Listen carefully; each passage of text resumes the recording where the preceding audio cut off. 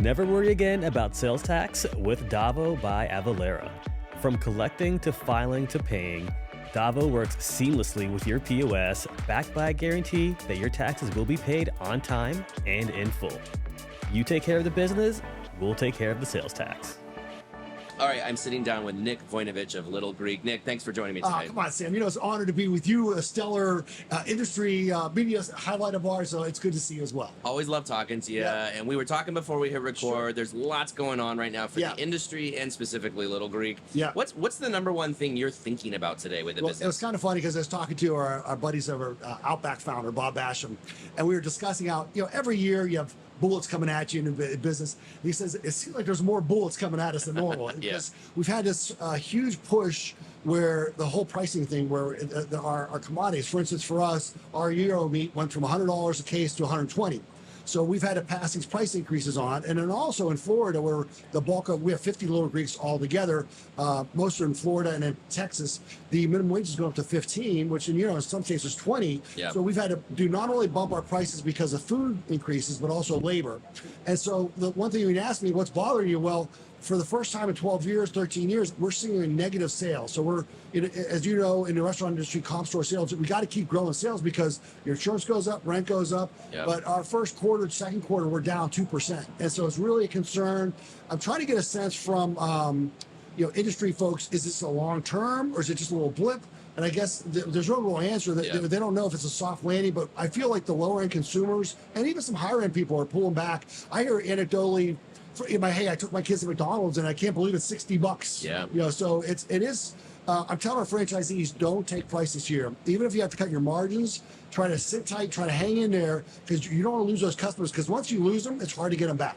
Absolutely. Yeah. I mean, look, the first quarter earnings when we were all blown away by Starbucks had negative sales. I mean, it's really crazy what's happening in the industry right now. But of course, it really is rooted in traffic. Right now, it's hard to get customers in the doors. It seems we've hit a tipping point on price, to your point. Right. What can be done to get the customers to come back? Is it going to be a while before they do? Well, I did meet with our folks at Kronos. And I told them what's going on, how we had a customer, I was at one of our stores in South Tampa, and the customer comes in and, hey, Nick, how you doing? Good to see you. And goes, orders a Euro pita and puts out a $10 bill. And she goes, oh, that'll be $10.29. And I go, man, we've had to raise our price because of what's going on. And so I just talked to Kronos. We're going to try to do is partner with our vendor. Can we get some free product and maybe we'll do a price promo? McDonald's doing that $5 deal, and maybe we can put something together like that in July or August and just use an incentive. What I told my brother as a hot dog restaurant, I said, Greg, maybe just do one day a week, do a lower price point to try to bring folks who are more price sensitive. Callista, she makes a lot of money, so she doesn't worry about price. But some folks, they are very price sensitive, and so maybe use that as a tool to bring those folks in, the ones who are really paying attention to that as well. Yeah. I don't know, but there's no easy answer because it is. I think the other part I talked to you earlier, we went from pre-COVID doing 60% of our sales Uber Eats, DoorDash. Now it's 36, and we have to charge more because they charge us 20-25%. Right. So it's like ordering room service, and I do feel that a lot of some of that traffic, and I don't really know the numbers, but I imagine some of that traffic's backing off where people, when they're ordering their food at home, they're getting a little sticker shock as well. It's funny you say that because DoorDash first quarter transactions were up 20%. Wow. Revenue was up 20%. And that, because I had that same thought, which is, okay, we're going to see this across the board, especially with the third-party marketplaces where you're paying $5 service fee or whatever you're paying, and it's tipping, of course, but it doesn't seem to be proving out. So what that's led me to believe is customers are pulling back on their eating away from home, perhaps, but they maybe are still willing to pay that sort of laziness tax of getting the delivery, maybe. Yeah, we even heard how there'd be a home with 4 people, and they'd have 4 different orders from these delivery companies. Yeah. And then we were doing some hiking in New Mexico, and we're in the morning getting coffee at McDonald's, and we asked the guy, do you guys get DoorDash? He goes, we had a customer order a large Coca-Cola by itself. $12 for, I go, $12. And we have people that, I go, I'm one of our restaurants, and there's a DoorDash delivery. I go, it's 100 yards away. I mean, how? I guess we're lazy people. Yeah. Well, and that's where the value equation comes in, because I really believe value now doesn't just mean price points and quality and portion size. It's also convenience and accessibility. It's all about time. But then for me, here we are we have this wonderful product made from scratch, comes off the grill, 350 degrees, cooked to order, and then they're getting it 30, 40 minutes later. We had to tie the little tea sacks in a knot. Drivers were eating the French fries. And so it's just been it's a conundrum, Yes. because it's not the quality product that we want, but to your point, I guess consumers want that easy, just I don't know if lazy is the right word, but they just want convenience, Yeah. and they're willing to pay for it. They're willing to, it's maybe not the same quality, but they don't have to go wait in line, go drive their car and all that stuff as well. I can safely say for myself, it's laziness. Yeah. When I do it, it's laziness. All right, so you were mentioning before, how this is really the first time because of labor costs going up, you've had to take price. Right. And you're squeezing all sides, right? Which of course leads to price increases. But I'm wondering, anywhere on the P&L you can save? I mean, what are you looking at? How can you play with some of these costs? Well, yeah, a great question. I do want to run a little sidebar with you too. Yeah. One of the trends I'm seeing, not from Little Greek yet, and hopefully my franchisees, I'm sure they're all listening eagerly for you. Of course. But I'm seeing up in Ohio, and in a few restaurants in Tampa, they're doing that 3% credit card surcharge. Oh yeah. And I go, and I wonder. I mean, at the end of the day, the consumer, there's this lump sum price. So back to your question, I think what we're trying to do is maybe we're going more automation. I think I talked to you a little earlier. We have this weird deal in Tampa. There's a big Greek community where I live called Tarpon Springs, and for whatever reason, Papa's Restaurant, a famous Greek restaurant, they put potato salad in their Greek salad. And so here we are at Little Greek, peeling 50 pounds of potato, several times a week, boiling it, it's heavy. So we're trying to find maybe a food manufacturer who can make our potato salad for us. I do feel that we're also looking to test kiosks and to do, have more things made. We're mostly scratch kitchen, and maybe we like our avgolemino soup. Maybe we should have somebody make that for us because, maybe we can take some of the labor out of the equation as well. Yeah. There's no real easy answer. Our industry still is very much the same as it was 50, 60 years ago. So if you look in the kitchen, same stuff there as well. So my question then too, kind of going back to the traffic piece of this, is inflation is starting to come down. Right. We should expect the next year or two, that we'll see inflation come down. Do prices come down? I mean, because at some point you have to get the customers to come back, but they're not going to go back down, right? Yeah, I've never seen a restaurant. Now, I do think to your point, though, maybe in a McDonald's LTO, you try to play that game where you maybe do a little limited time offer, play the price game, because not all prices, like my wife, I'm a frugal guy, so I normally get a glass of water when I go out. My wife, she'll always order Coca-Cola, and I actually wear a Pepsi house, so I love Pepsi. She orders a Pepsi, and but some people are not very sensitive that way. So I think that it's like, for instance, for the last 10 years, we really took price because our commodities kind of stayed within a range. And we were, we do a Little Greek, our protein, we do 5 or 6 ounces. So it's a lot larger portions than your normal 3 or 4 ounces you find in other fast casual competitors. So I'm telling my franchisees, don't just hold price. At some point, hopefully it'll catch up to where, as the consumers over time, they make more money, they'll come back. But it's really hard to lower price because I think psychologically, and also there is a certain element to where I think some of our guys took a little bit higher price because it was going so fast that, like, we're still kind of low tech. So menu boards are expensive. Getting your computers reprogrammed, that takes a lot of time and energy. Your takeout menus have to be redone. So there is some stickiness to, once you get a price, you want to try to either hold as long as you can. So I think that what I'm telling them is sit tight. If you have to take a little margin for a while, do it. I mean, let's face it. We were very lucky during COVID. We had that PPP money. Most of my stores are very small. They were built for takeout, so they've weathered that storm very well. I think they did well financially. They paid off a lot of loans. So I think that I'm telling them, hang in there. Sometimes you got to give back and let the consumer win a little bit. So don't take any price for the next year or two. Yeah. Yeah. The scary thing about this, though, right, is that it's so much out of your hands. It's like sitting back and waiting for discretionary income to come back. Exactly. So does that scare you at all? It does. And that's where I was talking to Hudson Real, who does the NRA. And I said, Hudson, what do you project? He goes, Nick, we think it's a soft landing. We think everything, but then there's these crazy, black swan, Ukraine, Russia, and the situation in Israel. There's things you can't oil. Right. So there's just too many variables, and that's where, going back to the bullets coming at us, you just never know what's going to happen. Our industry is very resilient. People do want to eat out, and you just have to hope that, like, we were lucky kind of for COVID, and I don't want to get too political, but having most of our stores in Florida and Texas played well during COVID. Sure. So sometimes you get lucky. I do feel that our segment, the Greek Mediterranean, that's a very healthy, on-trend segment that is more and more folks are getting it. So we're well positioned that way as well. We don't have a really big Chipotle or Five Guys that dominates our segment that we have to kind of work around. Right. So we do have some inherent advantages that I think we're in life. Sometimes it's good to be lucky, and I think we've been lucky that way as well. you've been in this industry a while, and you know that everything's also cyclical. And a lot of this reminds me of the recession of a decade ago. Yes.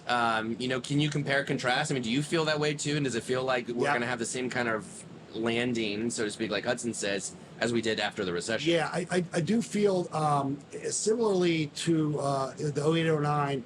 There, you know, unfortunately, during these tougher times, and certainly with interest rates spiking up, you see a lot of restaurant chains going out. Yeah. And so I tell my guys, you know, it's almost like with Beef O'Brady's, when after a hurricane, if you're the first one open, huge boom. And for those of us restaurateurs, excuse me, that can weather this storm, there'll be a lot of restaurant closures coming up. Yeah. And so I hate to say it, but sometimes the strong survive.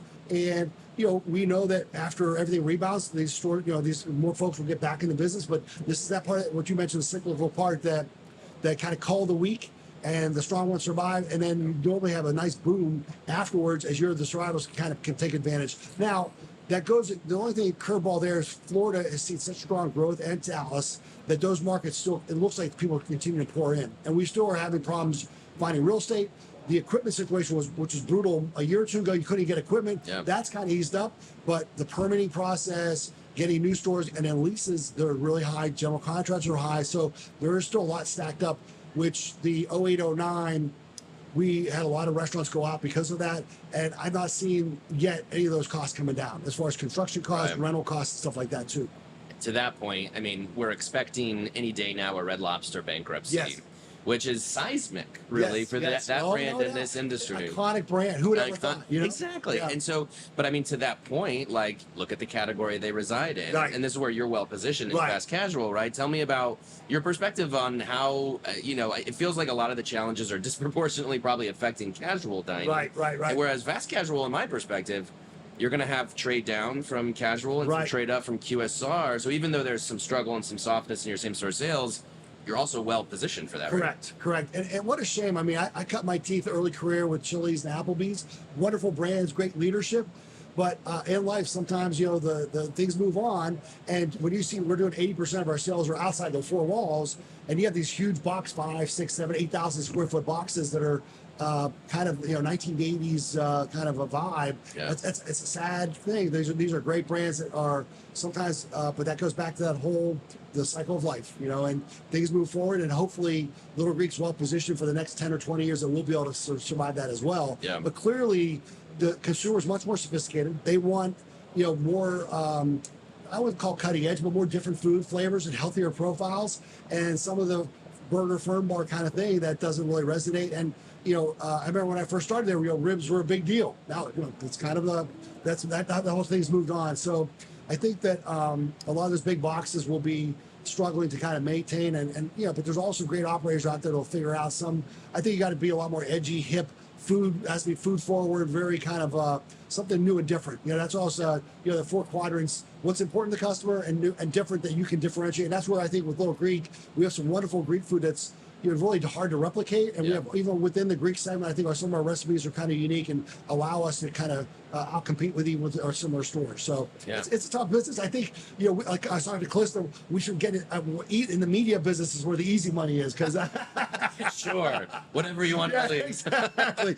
No, it is funny how every business, it's tough, man. You got to always keep moving and kind of stay ahead of the game. But it's, you know, you're young, I'm old, and you got to kind of, but we've seen it. You're you know, even young as you are, you've seen these things coming through, and you always got to keep moving and try to figure out what are those next bullets coming at us and see what we can do to try to avoid them. Yeah, well, certainly I remember, you know, post-recession, I think was some of the most exciting years for restaurant innovation, because I call it 2012 to 2016, 17. You saw an incredible boom in innovation from an R&D perspective and concepts that were really playing with cool flavors. Of course, fast casual really benefited from that. So I think to your point, like maybe we could expect something like that to come on the other side of that. I think so too. But I guess the question for me to you, Sam, is the whole service experience. You know, because even the casual dining guys are doing more like tablets and things like that. My thing would be that somehow they have to figure out a way when you go in there and kind of, wow, what a cool place and what a cool server and the whole energy, because, you know, people still want to go out. But, you know, I was eating out last night and restaurants are packed. Obviously, it's the restaurant show. But it'll be interesting to see who are those innovators who can figure out that part of the equation and create some of those fun, exciting things. So when the dining, it's an experience, not just going to get a bite to eat. Totally. Well, I'll throw a couple things at you to that, which is I'm an elder millennial. I have 3 kids.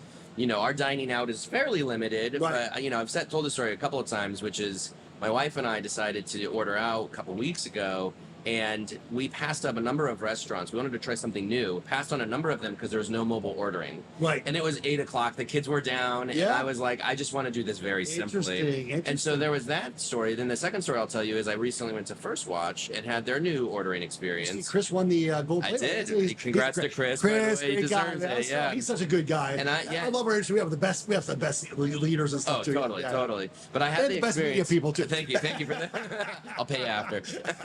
But they have their new ordering experience where the receipt they put on your table, it's scan the QR code. Yeah. And you're out. And for me, I think at my age, it's exactly what I'm looking for. Yeah, it is interesting because I used to cheat. I call our restaurants ahead of time and place my order. I'll be there in 10 minutes. That way. But so I guess so, and maybe that is the answer, is that technology will fill that and allows them to turn their tables quicker. Yeah. Servers make more money. But then, did you hear the whole discussion about how they're eliminating tip credit in some areas? Yeah. How that's a challenge too. Totally. How do you get around that? So it's but I'm sure some smart people will figure that out too. So it's fun. All right, last question. We've talked about a lot of challenges, but what's something that's really exciting for you right now? Well, I just think what a great industry, and like you and I were talking before we came on air. You come to the restaurant show, it's packed, the energy's there. We were both thinking, boy, it might be kind of dead this year because things are slowing down. But what a great industry we're in, and great people. And I was with the NRA, had the leadership, and to see some of the younger leaders coming up, Chris Tomaso's of the world. It's always fun to see those folks coming through. So there's no doubt our industry is a unique industry. We give back a lot, great people, and it'll be fun to see where things are 5 or 10, 15 years from now as well. Yeah. All right. Nick Vojnovic of Little Greek, thanks for your time. As always, really appreciate it. Yeah. Hopefully, I'll be able to figure out a way out of your booth here and be back safely. So. That's right. Thanks, Nick. Thanks, man. Take care. Bye-bye. Never worry again about sales tax with Davo by Avalara. From collecting to filing to paying, Davo works seamlessly with your POS, backed by a guarantee that your taxes will be paid on time and in full. You take care of the business, we'll take care of the sales tax.